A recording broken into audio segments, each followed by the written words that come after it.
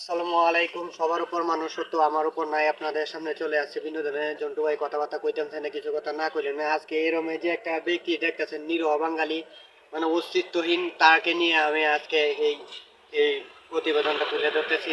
দেখি সে কি বলে, একটা বাস্তব কাহিনী বলি সে বলবে, এজন্যই তার কাছে আমি আসলাম। আসসালামু আলাইকুম। এই যে মুরব্বী, আপনার সাথে আসলে সারাটা দিন আপনি দেখছি সারাটা দিন এখানে বসে রয়েছেন, কি অবস্থা, কেন বসে রয়েছেন, এটা কি কারণটা জানতে পারি?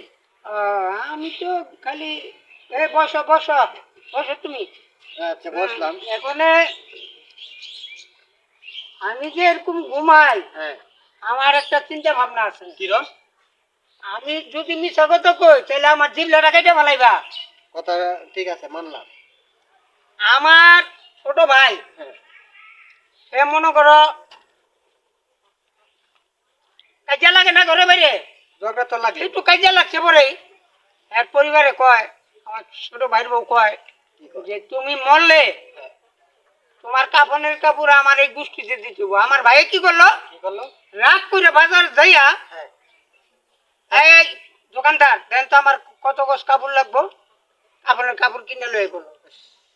আনার কিনা কারণটা কি? মানে তোর গোষ্ঠীর কাপড় আমি মরলে লাগবো না, নিজেরটা নিজে কিনবো। নিজেরটা নিজেরই কিনে থুয়ে গেলাম, হ্যাঁ। এটা দিয়ে আমার মাটি দিবি। ও। এইলো এর গোসাটা এর রাগটা। আমার ছোট ভাই হ্যাঁ।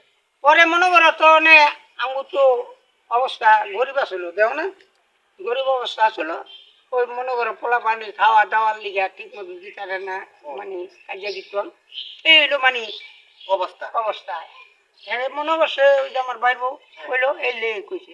আচ্ছা যাবা, এখন মনে করো আমি তো 3-4 দিন পরে হের লোকে আমার লোকে দেখা হয়েছে, আপনার সাথে 3-4 দিন পরে আমার সাক্ষাৎ ছোট হয়েছে? ভাইয়ের লোকে আপনার সাক্ষাৎ ভাই? হয়েছে। হ্যাঁ, ওখান পরে? থেকে কি ওরে বাবা রে, কানতে কানতে মনে করো হরিলোট, আমিও কানলাম। কারণটা কি? এই তুই কিলিয়া কান্দস? ওই ভাই এই ঘটনা, ও। এই ঘটনা মানে এই তুই কাপড়ের কাপড় কিনছস, হ্যাঁ তুই তাই থাকতে মরে যাবি। এই কাপড়ের কাপড়ে তোরে হাত টেনে লই দেবো গা। ঠিক আছে। হ্যাঁ ঠিক আছে কথা। তুই এটা মাদ্রাসা নাইলে মসজিদে দিয়ে দে, মাদ্রাসা নাইলে মসজিদে দিয়ে দে, তোরাইও পারবো। ওই না করলো, ছুঁয়ে দিল। পরে আবার আমি কইলাম, বেশি কিছু কইলাম না, কিনলে গা ওই সময় মনটা ভালো না, ঠিক আছে কথা। তখন কইলে অসুবিধা না। অবশ্যই। ওরা আমি আর কিছু কইলাম না, আমি ওরা বুঝে বুঝে আয়া বললাম। আয়া 3-4 দিন 5-6 দিন পরে আবার দেখা হয়েছে। আমি কইলাম তো একটা কাম কর। কি কাম? কাপড় যখন কিনছ তুই ঘরে পরে রয়েছে, তাহলে তুই একটা কাম কর, আমার বুদ্ধি দেখুন, তোরা যে পাক করে হ্যাঁ। পুরা কাপড়টা মেলে দিবি। কারণ? কালি পড়লে হ্যাঁ। তুই মরার পরে কালি কাপড়টা দিয়ে যদি তোর মানি দেয়, হ্যাঁ। তুই যাই কবি জনে তোরে ফিরিস্তারায় ঘোড়া চাপ দিব, আপনাদের তো কল আইছে। ঘোড়া চাপ দিব, এটা সেটা করবো। করলে তুই কবি এই কইছেন আপনি ভুলাইছেন, আমি দেখ না আমার কাপড় চোপড় কালা ময়লা হয়ে গেছে গা, আমি ও। কবে মরছি, একদম বুঝলাম, মরছি আমি। মানে এটাই বুঝাইতেছেন কাপড়টা, মানে এই যে কালি টালি বললে হ্যাঁ হ্যাঁ পরে যেন যে আজরাইল জিজ্ঞেস করলে পরে বলতে পারে যে বাবা এটা আমি অনেকদিন আগে আইছি, আমি কি পুরান নতুন লোক বেটা আমারে প্রশ্ন করতেছো, এরকম কথা। আপনি মানে আমার কবর যাইছেন, আপনি ভুলাইছেন আমার কাপড় যে ময়লা কালা কুচু রয়ে গেছে গা। হ্যাঁ ভাই আমার কয় কি আসিয়া দিল, হ্যালো আমার লোক খুব মিল আসলো। ও আচ্ছা। মনে করা ছোট ভাই এলে কি বলবো, বিয়ের মতন আমরা চলতাম, বাহ। বিরাট মিল আসলো। বন্ধুত্ব সুলভ। হুম আচ্ছা, পরে কাহিনীটা কি হয়েছে? পরে মনে করো ভাই আইসা দিল, আইসা দেওয়ার পরে আমি কইলাম ভাই দেখ তুই হাই থাকতি মরে যাবি গা, বেশি দিন বাঁচবি না। পরে ঘটনাটা কি পরে সত্য হয়েছে?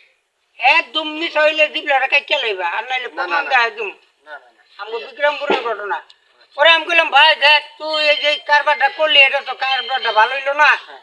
তাইলে তুই কাপড়টা কিনারা উচিত হয় না রে ভাই, তোর কাপড়টা কিনারা উচিত হয় না, দেখবো 300 কিনছে। আচ্ছা, পরে কি ঘটনা কি সত্য হয়েছে? হ্যাঁ সত্য ঘটনা, পরে কে মারা বাস্তব গেছে? ঘটনা। পরে 3-4 বছর পরে স্ট্রোক কইরা পরে মারা গেল। আচ্ছা, এ থেকে আমরা কি শিক্ষা নিতে পারি? মানে এরকম আমার ঠিক কইলো এরকম পারিবারিক ব্যাপারে হুম। কেউ এই কাফনের কাপড় কিনে চিন্তা করবেন না। ও আচ্ছা আচ্ছা। বাড়িয়ালি যে ডাকক কইতে থাক, আর নাহলে চান্দা তুললে মারি দিব, ও আচ্ছা। কিন্তু কাফনের কাপড় কিনাটা ভুল। আচ্ছা প্রিয় দর্শক, আমরা ইতিমধ্যে তার অনুশোচনা কথাবার্তায় আমরা বুঝতে পারলাম যে এই যে মানে জিদ করে কোনো আল্লাহর সাথে কোনো রাগ করার কোনো প্রয়োজন নেই। আল্লাহ যখন হায়াত তুলে নিবে, হায়াত থাকবে না, মৃত্যু অনিবার্য, প্রত্যেক মানুষ মরণশীল। এটা মানে ভাবতে হবে। কারো হাত নাই, কারো মানে ক্ষমতা নাই, মানে মৃত্যুটা নিজে হাতে ধরে করা, 5 লয় 20 আর এই যে এসব জিদা জিদি এসব করাটা ঠিক না।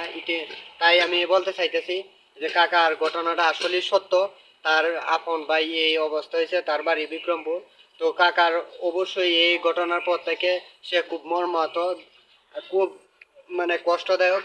দোয়া করি যেন এই যে এই আপনার ভাইয়ের যেন বেশ নসিব হয়।